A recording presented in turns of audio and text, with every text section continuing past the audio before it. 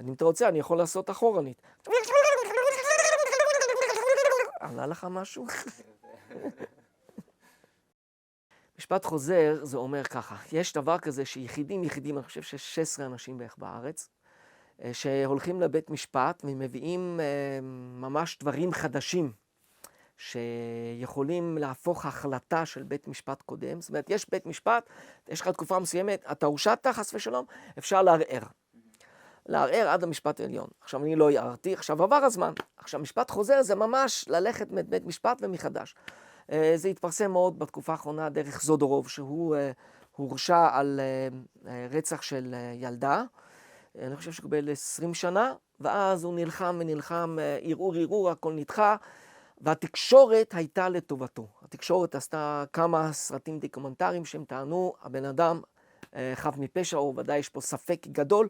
גם האימא של הילדה שנרצחה אמרה, הוא חף מפשע, הוא לא הרוצח, הרוצח אמיתי מסתובב. הוא הרוצחת, הוא הרוצח. ובסופו של דבר היה לחץ, עד שעשו למשפט חוזר, ואחרי 14 שנה בכלא, הוא שוחרר למעצר בית, ואחרי שנה הוא יצא זכאי לגמרי. שבאמת אמרו שלא נעשה לו משפט אמת. וזה משפט חוזר, אבל משפט חוזר, הסיכוי שלך לקבל הוא קטן מאוד, 1. 2, גם אם יעשו לך משפט חוזר, זה צריך תקשורת. זודורוב, לדעתי, לא זוכה בגלל הבית משפט, כי בית משפט קשה לו מאוד להודות בטעויות שלו, הוא הרי מלך מלכי המלכים, אבל פה היה תקשורת, ולכן לחצו אותו דבר, למשל אצל לופולנסקי, שהיה ביד שרה, הוא הורשע בזמנו בלקיחת שוחד, שזה בעצם היה כסף שהוא לקח והעביר ליד שרה, זו הייתה בדיחה אחת גדולה, הוא קיבל 7 שנים כלא על זה, שזה בדיחה מטורפת. והתקשורת החילונית יצאה מגדרה, אמרה, איך אתם לוקחים בן אדם כזה על דבר כזה קטן 7, כי השתגעתם לגמרי. ואז היה בתקשורת בלגן, הוא עשה ערעור והוא קיבל עבודות שירות. מ7 שנים לעבודות שירות. אתה מבין מה זה תקשורת? כי בית משפט בסופו של דבר הוא מושפע מהתקשורת, לא אני אומר את זה, שופטים אומרים את זה. ולכן גם אם אני הולך למשפט חוזר, בדרך הטבע אני חייב ללכת גם לתקשורת ולהוציא את הלכלוך. כי בלי זה, מי יסתכל עליי בכלל? ולכן יש פה המון דברים, אם אני יוצא לתקשורת, אז יש לזה את היתרון, יש לזה את החיסרון, בקיצור יש פה המון שיקולים והמון מחשבה, צריך לחשוב איך מי מאמו. את המשפט שלי בגדול, אף אחד מהתקשורת עד עכשיו לא בדק. ולמה? כי אני יוצא נגד הבית משפט החילוני. אז התקשורת, אני לא כמו זודורוב עולה מרוסיה, אני חרדי, אז זה לא שייך. ופניתי אליהם, תבדקו כלום, שום דבר. אדרבה, כל כתבה שהם עושים, פשוט מתעלמים שיוצאתי סרטונים וכו', פשוט מתעלמים מהצד שלי. עד לפני, בתשפ"ד, לפני כמה זמן, היה בל"ג בעומר הופעה בבת ים. בחב"ד, בת ים, תהלוכה, ואז נציגת מרצ שם יצאה נגד הופעה, עבריין מין, מגיע להופעה, מה קרה? בשום פנים באופן לא. אמרו לה, גברת, זה לא דרך עירייה, תירגעי, באופן פרטי. ואז הצטרפו לזה ארגון בצלמו. ארגון בצלמו זה ארגון דתי חרדי, ימיני, שהוא נלחם בכל מיני דברים, ביניהם גם בעברייני מין. הם ראו את זה, ישר הצטרפו, כתבה במיינט, גלי צהל, רעש גדול, שלחו מכתבים לרב אהרונוב, צירי חב"ד, עניינים, איך אתם מביאים, המארגן אמר לי, תשמע, אני לא יכול לעמוד בלחץ, יש פה בלגן שלם, אני חייב לבטל. ואז אני התקשרתי לבצלם, אמרתי, אתם מרץ, אין לי מה לדבר, גם החב"דניק אמר, מרץ, מה אכפת לי? אבל פה הוא פונה לרבנים, זה דתיים, אני לא... אמרתי, איך אתם עושים דבר כזה? ואז האחראי שם כתב לי שגם אם אני חף מפשע ב100%, זה לא משנה, צריך להילחם, אסור, כי אם לך ייתנו, אז גם לאחר ייתנו וכו'. אמרתי לו, איפה יש לך את ההלכה הזאת? תביא לי למקורות ועניינים. בקיצור, באיזשהו שלב מישהו אחר שם, המנכ"ל שלהם, יש להם כמה מנכ"לים, אז אחד המנכ"לים אמר, תשמע, טוב, אני מוכן לפגוש אותך, כדי לראות את הטענות שלך. בוא ניפגש, אני גר בעפולה, נסע אליי. נסעתי אליו עם הקלאסטר של כל הדברים מהבית משפט, באתי אליו, הוא היה מאוד חשדן, דבר ראשון הוא בדק את התאריכים במחשב, לבדוק אם זה אותנטי בכלל, וזה, אוקיי, זה אותנטי. ואז בוא אני אראה לך, לא, אני קורא את העדות של הילד. קראתי עדות של ילד במשטרה, שזה כאילו הכי חם, ואחרי זה עוד עדויות של המשפחה, עניינים, ואז הוא אמר עכשיו, טוב, תראה לי את הטענות שלך, הראיתי לו, 2.5 שעות הוא ישב על זה, אחרי 2.5 שעות הוא צילם כמה דברים, ואז עוד יומיים דרך הטלפון, כל מיני דברים, העברתי את השאלות שלו וכו'. ואז אחרי יומיים הם שלחו מכתב לכל אלה ששלחו מכתבים אליהם לפני זה, שהם חוזרים בהם מהרדיפה, הם כבר החליטו לא לרדוף אותי. הם לא יכולים, הם גם התנצלו על כמה דברים שהם פרסמו שוודאי לא נכונים, והם לא יכולים באופן חד להחליט מי צודק, אבל הם החליטו לא לרדוף אותי יותר. ואז התקשרתי ליהודה פוח, קוראים לו, מנכ"ל זה, אמרתי לו, תשמע, יצאת פוליטיקל קורקט, קיוויתי שיהיה לך יותר אומץ. אז הוא אמר לי, ואחרי זה פרסמתי את זה בסרטון, הוא אמר לי, תשמע, יש הרבה תמיהות וספקות במשפט שלך, אבל אני באתי נציג מטעם הארגון, לכן זה לא מה שאני אומר לטעם הארגון, ולכן, ופניתי גם לצד השני, והאמת שהצד השני רק חיזק את הצד שלך, כי אין להם הרבה מה להגיד, אבל אני לא יכול יותר מזה. אבל זה לפחות היה פעם ראשונה שמישהו לקח רציני ובאמת בדק. ולא סתם, כאילו ממש את הדברים מבפנים, וזה מישהו שיצא נגדי. כאילו, זה אמין, זה מישהו יצא, תקשורת, ביטלו, הביאו לי נזק, והם בודקים אחרי בדיקה, הם דיברו אחרת לגמרי. יש גם את הרב אהרון יחי, שהוא רב פה בשכונה שאני מתפלל ולומד שם, הוא ראש הבית דין לדברים כאלה בעולם החרדי, הספרדי. הוא זה שדן בין השאר למשל חיים ולדר, הוא מאוד מפורסם בדברים האלה, והוא גם, הוא גר פה, והוא גם עומד לצידי, הוא מקבל אותי מאוד יפה בכנסת, מישהו חושד בו, הוא מעיף אותו, אין חוכמות. והוא גם נתן לי לפרסם בשמו שאליו אף פעם לא הגיעה שום תלונה, שזה כמובן בומבה בגלל ש20 שנה שאני נמצא בשכונה, איפה שהוא רב, אם לא הגיע אליו, יש פה שני דברים. אחד, זה אומר דרשני, דבר שני, איך זה שלבית דין בבני ברק, משום מה יש תלונות שהם לוחמים נגד הסרטים, ואצל הרב אין כלום. לא רק אצל הרב, יש עוד אחד בשם משה קיוויתי, שהוא ראש המשמרת הצניעות של ירושלים וביתר, גם אליו לא הגיע כלום. אז זה קצת מוזר שדווקא שם כן, ופה כלום. וזהו, וזה... אז כן, זה העניין הזה, מה ששאלת. אני בדיוק בימים אלה, אני עובד על סרט נוסף, על כל מה שעברתי עם העלילה, עם כל ההקלטות. יש לי כבר, אבל אני משכלל את זה כל כמה זמן, שזה יהיה תמיד מוכן. אני אומר לעצמי תמיד, שאם במקרה ברגע אחד אני יכול להוציא את כל ההקלטות שיש לי, כל הדברים שמראים באמת את... אבל לכתחילה אני לא רוצה להוציא. שהפעם זה לא נגד בית המשפט, הפעם זה נגד הרבנים שעומדים אחורי זה, שאני לא רוצה לעשות את זה. אני לא רוצה, אבל במקרה ואני מתגלגל לשם, שזה יהיה לי מוכן כבר. הערב יש לי גם העריכה של הדבר הזה, וזה מאוד קשה בשבילי כל פעם להיכנס לזה, אבל שוב, אני ישר חושב כמה דברים טובים יצאו לי מזה, כמה זה, ברוך השם, הכל לטובה, זה חשבונות שמיים. אני מאוד לא רוצה לצאת נגד הרבנים, כי אני יודע שזה יגרום לי גם למלחמה, וגם אנשים יראו את זה, יגידו, בוא'נה, זה לא רבנים, זה מאפיה. אברהם אוחיון, תמיד כשאני מדבר איתו על מה שקורה עם דוד, זה מאפיה סציניאנית, מאפיה איטלקית, זה לא, אין שם מי לדבר.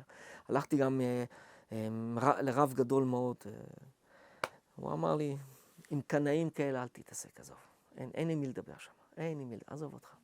כאילו, ביקשתי ממנו להתערב, הוא אמר, קנאים כאלה, אין עם מי לדבר, עזוב אותך. אין ספק שהעבודה שלי היא חלק גדול ממני בהחלט, אבל ברמה האישית שלי לפחות, זה באמת החיים הדתיים שלי, אני חושב. חיי המשפחה, החיים הדתיים, זה הקשר שלי עם המשפחה, שזה אומר במילים אחרות שאני היחידי במשפחה שהלכתי לכיוון חרדי, שזה לא התקבל במחיאות כפיים. אצל רוב המשפחה, יש לי במשפחה גם חלק שלדעתי מאוד אנטי-חרדים, וזה יצר מצב של נתק רגשי מסוים, ויש גם את הקטע של הנישואים עם אשתי, שזה גם דברים שעולים עליות וירידות. היום ברוך השם אנחנו בעלייה מאוד גדולה, אבל היו תקופות יותר קשות. ובעניין של עבודת השם וההסתכלות שלי על החיים, עברתי הרבה דברים. זאת אומרת, אני הייתי באיזשהו שלב כיפה סרוגה, אחרי זה יותר התחרדתי, ואחרי זה היו הרבה דברים שכאילו אני כל הזמן מתעדכן בדברים האלה. לפי זה אני בונה את השקפת העולם שלי, וזה יותר במידה מסוימת דוד ברוקנר. כי דוד החקיין, אני אגיד לך, לפעמים אני עושה סיפור, ואני מעביר מסר שאני יודע שההורים רוצים שילדים שלהם ישמעו. שאני לא כל כך מזדהה איתו, יש לי עליו הרבה קושיות, אבל אני יודע שאני הילדים מקשיבים, וזה מה שהם רוצים לשמוע. ההורים רוצים שזה מה שאני אשמיע. אבל אני לא כל כך, גם בסרטים לפעמים אני משתתף בסרטים מסוימים, אני אומר, עם המשפט הזה אני לא כל כך מסכים, אבל אני לא פה, אני שחקן. אז פה יש את ההתנגשות בין השחקן לביני, אבל אני עובד בסופו של דבר, ואני עושה את זה. אם הייתי עושה, אני למשל אישית, הייתי מאוד אוהב לעשות סיפורים על דברים מאוד בעייתיים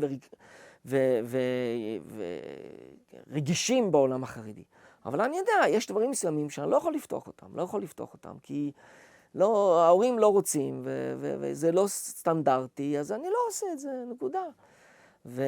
אז פה יש את הקטע של דוד ברוקנר, שבשיחות אישיות אני יכול להיות מאוד מאוד מאוד פתוח, אבל על הבמה או בסרט או בסיפור, אני בסופו של דבר שליח, ואני חייב ללכת לפי מה שהצופים והמאזינים רוצים לשמוע, ואין מה לעשות, אין פה שאלות בכלל. אז לכן יש את דוד ברוקנר, דוד ברוקנר זה גם הקטע שיש לי סכרת, אני מתמודד עם אלרגיות מסוימות, זה דוד ברוקנר, החיים האישיים שלי. ויש דוד החקיין, זה משהו אחר לגמרי. עם מה אני יותר מזדהה? אני לא יודע. כשאני על הבמה אני בהיפנוזה לגמרי. זה גם אחד הדברים. לפני העלילה, כשהייתי דוד החקיין, אז דוד החקיין הרבה יותר נכנס לחיים האישיים. זאת אומרת, אחרי המופע, ילדים היו הולכים איתי או ברחוב וזה, אז אני הייתי דוד החקיין, הייתי צוחק איתם וזורם איתם וכולי. זה דבר שהיום לא קיים בגלל כל מה שקרה. אני חייב מאוד לשמור על דיסטנס. שאנשים מהצד לא יסתכלו ויגידו, משהו פה מוזר, או שלא יוכלו להעליל עליי כלום. אני לא מכניס ילדים לבית, לא כלום, שלא יוכלו להגיד אפילו מה יש פה ומה יש שם, או אני אפילו ביקשו ממני ללמד ילדים באופן פרטי. תשמע, הילד שלי מתקלקל וזה, רק אותך הוא שומע, תשב איתו, תלמד איתו גמרא, שום דבר. לא לוקח שום סיכון, לא רוצה להכניס אותי לפינה, אז סתם מכניס אותי למתח. וגם יהיו נקיים מהשם ומישראל, להתרחק מהכיור, שום דבר. אז יום אחרי המופע, אני לרוב מיד דוד ברוקנר, זאת אומרת, אני דוד החקיין על הבמה, אני עושה צחוקים, משתולל, אני יורד מהבמה, אני דוד ברוקנר. אז תעשה עוד פעם, זה אומר, לא, זהו, עכשיו נגמר. לא, אבל לא, עכשיו נגמר, זהו, אני הולך, שלום, בום, זהו. אני הופך להיות, בום, פתאום משהו אחר לגמרי. זה דבר שפעם לא היה, ואני הייתי חייב לעשות את זה, את הסווינג הזה, וזה גם במידה מסוימת, הגיל עושה את שלו. כאילו, אני כבר לא יכול כל הזמן להשתולל. פעם הייתי עושה 5-6 הופעות ברצף, היום, אחרי הופעה אחת אני כבר גמור. 2, אני ממש גמור. 3, זהו, כבר לא מרגיש אם אני גמור או לא. כאילו, זהו, אי אפשר. אז, וגם השערות הלבנות שלי, זה כבר, זה גם, אני לא יכול לעשות שטויות יותר מדי, זה כבר נראה כאילו, כבר מספיק. אז פה באמת, במופע עצמו אני דוד החקיין, או למשל אני עושה שידור חי לפעמים בטלפון. אז בשידור חי אני דוד החקיין, אני משתולל, עושה צחוקים וזה זורם. אבל אחרי זה מיד צריך לעשות פיניטו, זהו עכשיו לא. לפעמים זה גם בעייתי, זה אחד הדברים שבכלל יש לו אומנים. אני מגיע לאיזשהו מקום, אני רוצה להיות דוד ברוקנר, אבל הציבור מצפה, דוד החקיין, תעשה צחוקים, חבר'ה, אני עכשיו לא בעבודה. אז מזמינים אותי לאיזו ארוחה, בוא תבוא אלינו להתארח, ואני חושב לבוא, ובוא נהיה רציניים עכשיו. לא, רציני, איזה בדיחות תעשה. אז אני כבר לא, אני לא מתארח, אני עבד שלכם פה, אני לא, עבדות אני נותן לכם. אז הרבה פעמים אני הולך למקומות ששם באמת, יש לי מקומות מסוימים, ששם אני יכול ללכת, שאני יודע שאני בסביבה בטוחה, אנשים שבאמת אוהבים אותי, שגם שם אני יכול כאילו מצד אחד להיות מאוד פתוח ומאוד להשתולל. מצד שני אני יודע שלא מצפים ממני עכשיו להיות פה דוד החקיין. ואז שם אני מרגיש מאוד טוב ומאוד מנוח. זה דוד ברוקנר ודוד החקיין, כן. באמת, דברים שקראו לי שהם מטורפים לגמרי. אני אספר לך עוד איזה סיפור של השגחה פרטית כזה. הייתה תקופה כן, היה לי מאוד קשה. ממש בכיתי, אמרתי, קדוש ברוך הוא, די, כמה אפשר, די.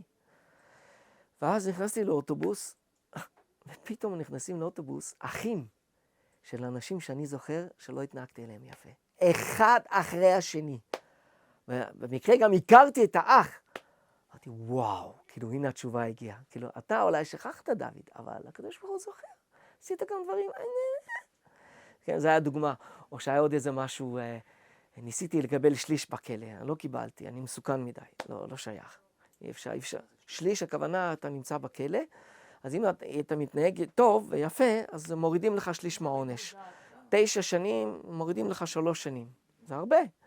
אז יש כללים, אתה צריך להתנהג יפה, אבל פה בארץ לרוב הכלל הוא גם שאתה צריך להודות, ובמקרים כמו של פדופיליה, טיפול וכו' וכו', וגם אז בקושי מקבלים שליש. ואז בקיצור, אני קיוויתי לגבש למה השליש שלי חודש. כאילו, השליש שלי היה נגיד חודשיים, אבל כל הפרוצדורה כל כך הרבה זמן שנשאר רק חודש, כאילו, עד שזה זז ועד שזה... נו, אז יאללה, תוציאו אותי עכשיו, נו. ואני מוכן ללכת לישיבה מסוימת וזה, כאילו, שום דבר, אתה מסוכן מדי. וזה היה מאוד קשה, שוב. אבל כאילו, מה אתם עושים איתי מפלצת וזה? ואני זוכר שנכנסתי בכלא, נכנסתי לבית מדרש, ופתאום אני רואה שם ספר, לא זוכר אפילו את השם, של החפץ חיים. ואני ככה פותח, ונפתח בול על דף שהחפץ חיים מדבר על זה שהרבנים היו גולים למקום תורה. וכמה צריך להודות שגולים למקום תורה, ששם אפשר ללמוד בשקט, שאין שום דבר של העולם הזה, והכל מסודר, וכמה צריך לשמוח על כל רגע כזה. ואני אומר, וואו! כאילו, בכלא למדתי הכי טוב. הכי טוב. כל החיים, כל הישיבות שהייתי, כאלה אין. שם המשגיחים, קשוחים. אתה או לומד, או שאתה בכלא. כאילו, ברגע שאתה לומד, אתה נמצא בתוך הלימוד. כאילו, זה, אתה נמצא עם חבר'ה. למדתי טוב, למדתי שם הלכות שאף פעם לא הבנתי שם בלי עין הרע. אז אני רואה את זה, הנה, הקדוש ברוך הוא אומר לך, אני אחרי זה כל כך התחזקתי מזה, זה למחרת, אני רציתי עוד פעם לקרוא את זה. חיפשתי ימים את הספר. לא היה ולא נברא הספר הזה. לא היה. לא מצאתי אותו. הלכתי לחדרים, בדקתי, כלום. אז זה גם, זה חיבוק של השם. שאתה באמת, תמיד אומרים, הקדוש ברוך הוא נמצא למעלה. הקדוש ברוך הוא נמצא הכי למטה. אני אומר לך, הכי למטה, שם הוא נמצא. שם אתה מרגיש אותו, ניסים גלויים ממש. ואז זה, יש כל מיני דברים כאלה. אז זה דוגמאות של ההשגחה, אבל חיים לא משעממים, אין ספק. אין ספק. רק מה? זה כמו שהפעם רב גדול אמר, מי שמתייסר, אל תמכור את הייסורים שלך. זה הדבר הכי יקר. אבל גם לא צריך. כאילו, לא צריך. אני אומר לך, אני מסתכל אחורה, אני לא יודע איך עברתי את זה. לא יודע. שואלים אותי, לפעמים יש ימים שהייתי קם גמור לגמרי. הייתי הולך להתפלל. זה כמו משאבה. משהו מדהים. הכל מחדש, כל כוחות. אתה יוצא מהתפילה אחרת לגמרי. אנרגיות. משהו מדהים. זהו, אבל היו גם נקודות שבירה. היו נקודות קשות מאוד. אני לא יודע איך עברתי את זה. אמרתי, אני לא יודע, היו 5 פעמים באמת שאמרתי, אם אני לא דתי, עכשיו הייתי מתאבד. אני לא יכול לסבול את זה יותר. לא יכול. אני לא יודע איך עברתי את זה. היו נקודות פשוט מטורפות. אני לא יודע.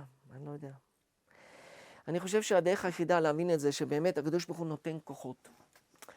כאילו כשאתה מסתכל על זה מבחוץ, אתה אומר, בלתי אפשרי לשרוד דבר כזה. אבל כשאתה נמצא בפנים, איכשהו יש כוחות שמקבלים. זה כמו כלא.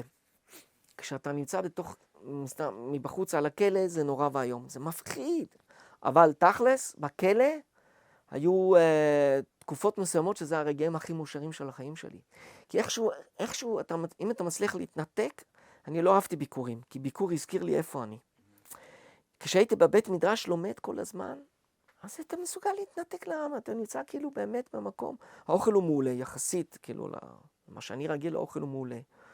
ויש שם שפע של אוכל, כאילו, בפעם השנייה שהייתי בכלא על הפרת פיקוח, זה היה בכלא ששם יש לומדים לבשל לכל הקלעים, לא יודע איך אומרים, וזה. אז אנחנו היינו המתאמנים, 2 סוגים של מרק, 2 סוגים של בשר, יא חבובי, חגיגה של אוכל. אני רואה את האנשים השמינים, הם אחרי זה לא מסוגלים לצאת מהסורגים בגלל שהם שמינים. זה לא... אז כאילו וואו, זה חופשה פה. על הכיף גם היה נוף לא רע. אז רק מה, אנשים שם, זה מה שקשה. שאתה מנותק, אבל ברגע שאתה מצליח, כאילו, אז הימים הכי מאושרים. אני זוכר שיצאתי מהכלא בראש, היום אני בכלל לא מסוגל להבין את זה, אבל בראש היה לי קטע של, וואלה, אני מסודר. תמיד אפשר לעשות איזה קטע סתם ולהיכנס לכלא, ואתה מסודר. כאילו, איזה מחשבה זאת. מצד שני, אני זוכר שכשיצאתי מהכלא בפעם הראשונה שישבתי, אני זוכר ששם זה היה כלא קשה, רימונים, כלא קשה מאוד. אני זוכר שיצאתי והסתכלתי על עץ. ואני מסתכל על עץ ככה זמן, ואני אומר, זה כל מה שצריך בחיים. זה כל כך יפה. אתה נמצא במקום שאיזה 5.25 חודשים אתה לא רואה עץ. אתה מסתכל על עץ אחרי 5, זה דבר יפה, זה כל מה שאני צריך זה לשבת פה ולהסתכל על העץ הזה. אבל אחרי כמה ימים זה כבר עובר. אבל כשזה כאילו פעם, אז כאילו יש את שני הצדדים. אבל למה אני אומר את זה? כאילו, זה כאילו, אתה מסתכל מבחוץ ואומר, איך אפשר בכלא להיות? אבל כשאתה בפנים, זה עולם אחר. ואני מדבר איתך על כלא, אפילו בפעם השנייה שאמרתי שאני כל כך מאושר, ישבתי שם עם בן אדם, שרוב ימיו הוא ישב בכלא, כבר היה זקן, אני חושב בגיל 70, כולו שרירים עדיין. זאת אומרת, אני במכות אין לי סיכוי נגדו, באמת, כולו פלדה. והוא אמר לי, בלילה אני הורג אותך. למה, מיטת קומתיים, ואני זז במיטה מצד לצד, לא, זה עושה לי רעש. אני אומר לך, בלילה אני הורג אותך. זאת אומרת, אתה נמצא בחדר עם בן אדם שרוט לגמרי. אני לא פגעתי בזבוב, בחיים לא פגעתי בזבוב. ואחרי 5 דקות הוא יכול לספר לך על מה שהוא עשה בחיים שלו, זה הוא דקר, זה הוא עשה, זה כאילו, אין שרוט לגמרי. זאת אומרת, הוא שיא הפשע ולא חושב שהוא פושע. הוא ישב בפעם הזאת הוא ישב על הוספה של שנים, על זה שהוא לקח מים רותחים ושפך את זה על המנהל של הכלא. אתה מבין, אם אתה יושב 3 חודשים או חודשיים, 3 חודשים איך הייתי איתו באותו חדר. הוא קרא לי חייזר. מה, אני לא יודע מה אתה עושה פה, אתה חייזר. אבל כאילו, אז אם, עכשיו מצד אחד, שוב, מצד שני זה היה טוב, למה הוא היה הולך לישון כל יום בשעה 9:30, 10. הוא היה חולה כבר, אז הוא הלך לישון מוקדם, ואתה נמצא איתו רק. אחרים, יש להם טלוויזיה. אז יראו, 1, 2, יש לך טלוויזיה, אתה לא יכול לישון. ככה יכולתי לישון טוב בלילה, אחרי זה ביום יכולתי ללמוד טוב. ולא, זה היה או בית מדרש או להיות איתו בחדר, אז אתה מבין איזה מוטיבציה יש לך להיות בבית מדרש, כאילו, זה לא... וזהו, אז כאילו שוב, זה, מה אני אגיד לך, זה, אז מאיפה הכוחות, יש איזשהו משהו שנותן לך כוח, ואם הקדוש ברוך הוא לא נותן לך את זה, זאת אומרת, באותו שבת, אני זוכר, הייתי שבור לגמרי, ובאמת, אז אין כוח, אבל אז באמת היה איזה סייעתא דשמיא מטורפת באותו רגע, שזה הציל אותי. וכמובן, מה שגם עזר לי, גם דברים חיצוניים שעזרו לי, בוא נגיד ככה, כשנכנסתי לכלא, ביקשתי מגרינטק, גרינטק אז באותה תקופה כבר היו עם הסיפורים שלי, ועם הסרטים שלי, זה כאילו הוצאה לאור, הם מפיצים, והוא עמד מאוד מאוד לצידי, מאוד לצידי, ואז ביקשתי ממנו להכניס ליוטיוב, לרשת, את כל הסרטים שלי, כדי שכשאני אהיה בפנים אני ארגיש שבכל זאת, אני ממשיך, אני מצליח. והוא נתן אישור שזה מאוד יוצא דופן, כי זה הרי פוגע בסופו של דבר. ואז כל הסרטים שלי עלו ליוטיוב, ואז אני כל יום התקשרתי לאחראי כמה צפיות יש היום, כמה צפיות, מה קורה. זה הוסיף לי המון, אני נמצא פה בכלא ותכלס, עוד 200 ילדים נהנים, עוד 300, זה כל הזמן עולה. שוב, גם זה, וגם בקו טלפון אני יכול לראות בדיוק את המאזינים, כמה זמן הוא מאזין, אתה מבין? לפעמים הייתי פה ואני אומר, וואי, אין טלפון להופעה, אין כלום, אני נשכח, זהו. אבל אז מגיע הקו, ואני, איזה נשכח, תראה מה הולך פה, בכל פינה שומעים אותך. כל מיני דברים כאלה של סייעתא דשמיא, שבאמת נתן לי את הכוח. בלי זה לא הייתי מחזיק מעמד. יש גם את החבר'ה שכילדים הכירו אותי מקרוב ממש, שבאו לבקר אותי וחיזקו אותי כל הזמן, ותהיה חזק, תמשיך. זה נותן המון, כי מגיעים לך אנשים שבאמת מכירים אותי, אומרת, שמע, מה אכפת לך, מה חושבים? אנחנו מכירים אותך, זה מה שחשוב. זה דברים כאלה קטנים, אבל זה הדברים הקטנים האלה בסופו של דבר נתנו את הכוח. תראה, אבא שלי, זיכרונו לברכה, הוא היה ניצול שואה. אז הוא סיפר כל הזמן שהרבנים תמיד, כשהיטלר יימח שמו, המלחמה התחילה, הם תמיד אמרו, הכל יהיה בסדר, אל תדאגו, הכל יהיה בסדר, הכל יהיה בסדר, הכל יהיה בסדר. ובסופו של דבר, הכל לא היה בסדר. עכשיו, זה השקפת עולם שרבנים מנסים דרך לגזור, בבחינת צדיק גוזר שמקיים שהכל יהיה טוב. אבל בסופו של דבר יש לזה איזשהו מחיר שהאנשים חושבים הכל יהיה טוב והכל יהיה טוב, אבל זה לא, בתורה לא כתוב שהכל יהיה טוב. יש ברית בינינו לבין הקדוש ברוך הוא, והקדוש ברוך הוא אומר במפורש שאם אנחנו לא שומרים על ברית, אז לא יהיה טוב. אין פה חוכמות, זה כתוב. יש המון כללות בתורה. עכשיו, יש לך למשל סיפור צדיקים שאני צריך לעשות, ושם בדיוק ההפך, יש את הרב שאומר הכל יהיה לטובה, והכל יסתדר, הכל נהיה יפה. לא, אני דווקא לא רוצה שהכל יהיה טוב. אז לפעמים בסיפורים, אצלי זה לא נגמר טוב. אז יש לי מבול של, מה זה? מה זה הסיפור הזה? מה זה? מה זה? אומר, חבר'ה, אבל זה החיים, הרי איך אפשר להתכונן לחיים, לניסיונות, אם הכל תמיד יהיה טוב? לא, הכל לא טוב. או אני לוקח סיפור משהו, נו באמת, מה אתם רוצים עכשיו? שאני אעשה שהיטלר יימח שמו פתאום צמחו לו כנפיים והוא נהפך לגבריאל? נו, די, נספיק, מה אתם רוצים? אז זה דוגמה שלפעמים, אז אני צריך ללכת מאוד בין הטיפות פה בדברים האלה, ולהיות מאוד רגיש, למצוא את דרך המלך. זה מבחינת הדברים שאני מעביר, ושאני צריך להתחשב וכו', ואז אני מביא מצד אחד פסוקים, ואני מנסה ככה. זה אחד. דבר שני, לגבי הדבר השני, זה לגבי, אמרת עוד משהו. זה אחד של... שאתה רוצה לפתוח. אני למשל הייתי מאוד רוצה לפתוח דוגמה של פגיעות בילדים, שזה לדעתי משהו מאוד חשוב בעולם החרדי, כן לפתוח את זה, ולדעתי אין שום בעיה לפתוח דבר כזה, אבל אני לא יכול. או נגיד על הורים שמרביצים, דברים כאלה, כאילו דברים שקיימים, שאנחנו יודעים שקיימים, אבל הם מאוד בעייתיים, ולא נותנים לי. עכשיו, בוא נגיד, בסיפורים שלי יחסית, אני פותח דברים יותר מהרגיל, ולפעמים גם אני מקבל אחרי זה, או שאני מקבל נו, או שבדיוק ההפך, שילדים מתקשרים אליי, אומרים, אתה לא מבין מה עשית לי, שיניתי לי את החיים עם הסיפור הזה. כל ההסתכלות שלי השתנתה לגמרי. כי זה סוג הדברים שלא מדברים עליהם, ולדעתי כשלא מדברים עליהם זה משדר פחד ולחץ, שזה עוד יותר עושה בלגן לילד, כי הוא יודע שיש, וזה כי הוא שומע הרי דברים. מצד שני, אם אבא ואמא לא מדברים על זה, או מתחמקים, סימן שכנראה זה ממש מפחיד. וכשלא, ולדעתי בדברים האלה של פגיעות בילדים, מאוד חשוב לדבר עם ילדים על הדברים האלה. האדמו"ר מסאטמר אמר שצריך לדבר. הרבי מלובביץ' אמר שברגע שזה גם ככה, כבר הם יודעים, אז עדיף לדבר איתם. והיום לדעתי כדאי לדבר איתם, אבל גם לצערי הגדול, אלה שמדברים הם לא יודעים בכלל. כאילו הציבור די עם הארץ בנושאים האלה, אז צריך ללמוד את הנושא גם.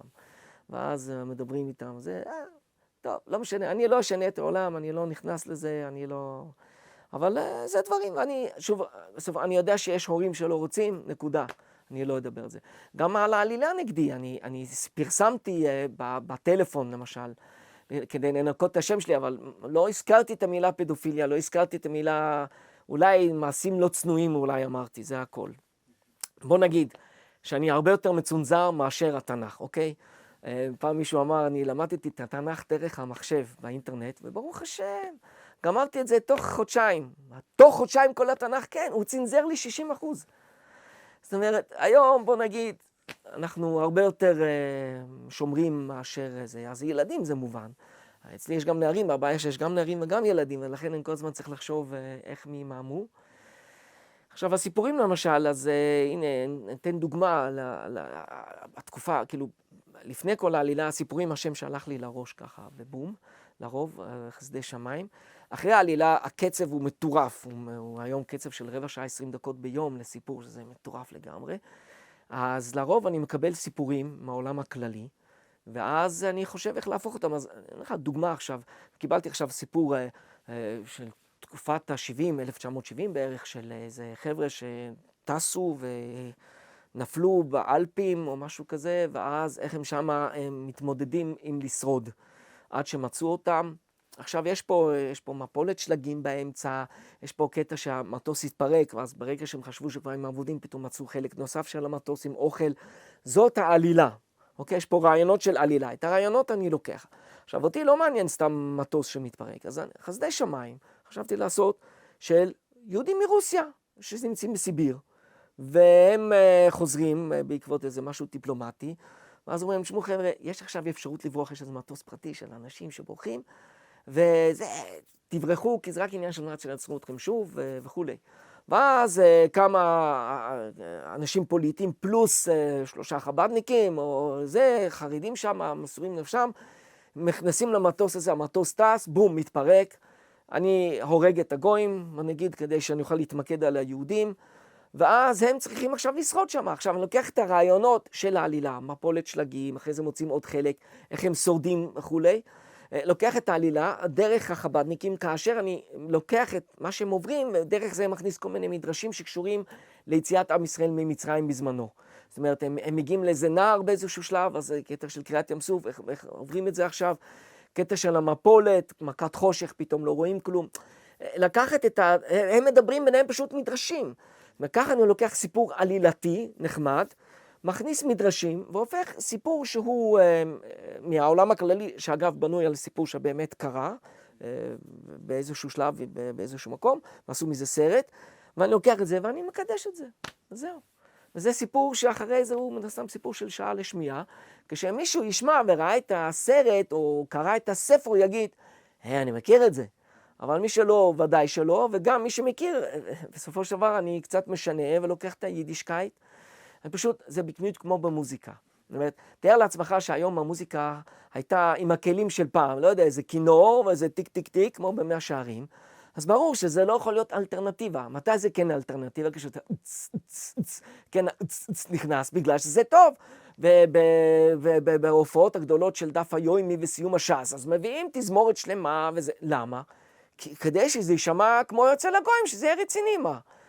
אתה לא אומר, לא, תישאר עם הסיפורים של הפריץ לא, ודאי צריך אלטרנטיבה, אותו דבר. אני לוקח את הרעיונות שלהם, של העלילה, של נוף נוסף, גם דברים אחרים, אם זה רובוטרים, אם זה בינה מלאכותית, זה כל מיני דברים שקורים היום, לא סיפורים שבא, ולכן ברור שבני הנוער והילדים הרבה יותר נקשרים לסיפורים האלה, כי זה דברים של עכשיו. אז אם זה האנטישמי, זה לא הפריץ וזה לא הפולני, זה חמאס. אז כשיש את המלחמה, אז ישר סיפור של הכניסה לעזה. ישר סיפור מסביב לעניין הזה של עכשיו החיים נכנסים. כי זה עכשיו, זה רלוונטי. אין שום עניין להגיד, לא, זה אסור. אני לוקח זה אלטרנטיבה. אז יש כאלה שרוצים שהילדים שלהם באמת לא ישמעו, רק סיפורי צדיקים, זה טהור וזה. בסדר, אבל מה נעשה? לא כולם שמה.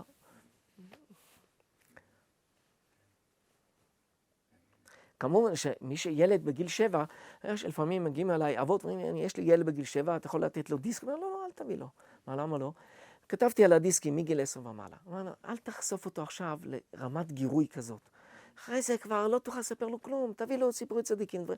כשזה ימאס לו, אז אם תכניס תווית החקיין, אבל לא עכשיו על ההתחלה. עכשיו כמובן זה בעייתי שוב, כי יש הרבה, יש כל הילדים מהמשפחה וזה. מבחינה הזאת שוב הטלפון הוא מעולה, כי יש לו טלפון אחד, רק הוא שומע. בדיסקים כולם שומעים. תמיד אתה הולך בין הטיפות בדברים האלה, וזה יוצר את הבעייתיות אצלי.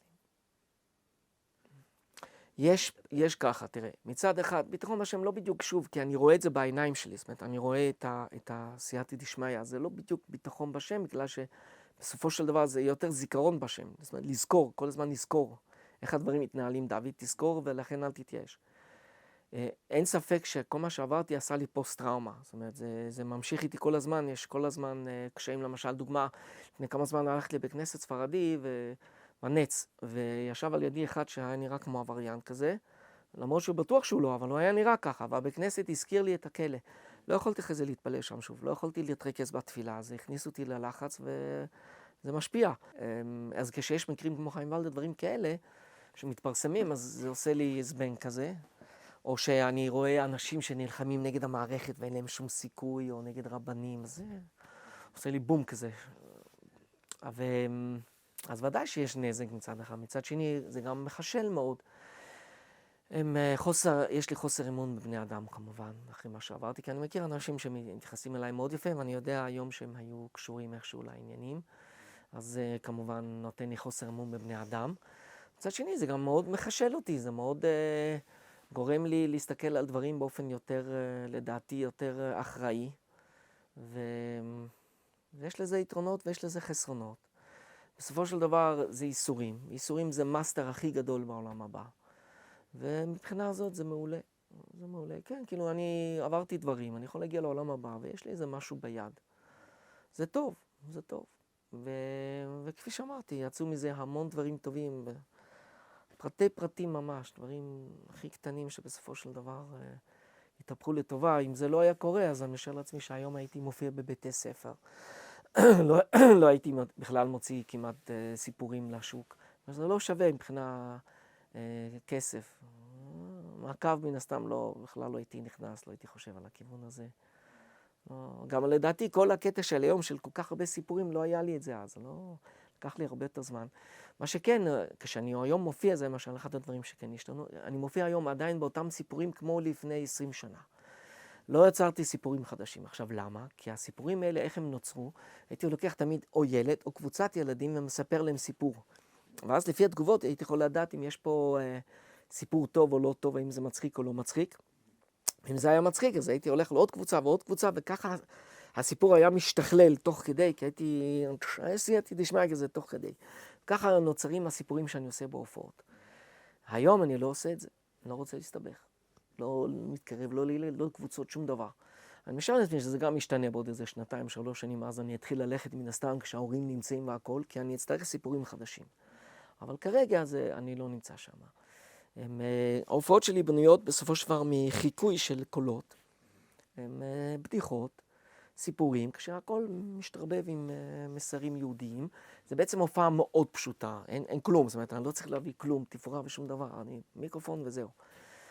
זה מאוד כיף, כי אז אני יכול להסתובב, צ'יק צ'ק כזה. מצד שני, שוב, הגיל משפיע עליי, המון אנרגיות הופעה בסופו של דבר. אבל ילדים נהנים מזה בסך הכל, ברוך השם, ואני לא לוקח פרוטות יחסית למה שבשוק. אני אישית חושב שזה לא שווה הרבה. אם אני אוכל עכשיו שוב להופיע בעיריות ודברים כאלה, אז מן הסתם אני אקח כסף, אבל כרגע אני לא נמצא שם, בגלל שגם אם העירייה תזמין אותי, אז יש תקשורת, או בן אדם אחד יכול לעשות בעיות, ואני לא... זה שוב, אז אני לא אוהב את זה, בגלל שאז אני פשוט מסתכל על בני אדם ואומר, בואי, איזה אנשים יש בעולם.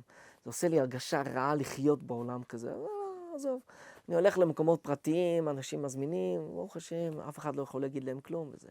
ואני, ברוך השם, חסדי שמיים כרגע לפחות יש מספיק, ברוך השם. מקווה שזה ימשיך ככה. זהו.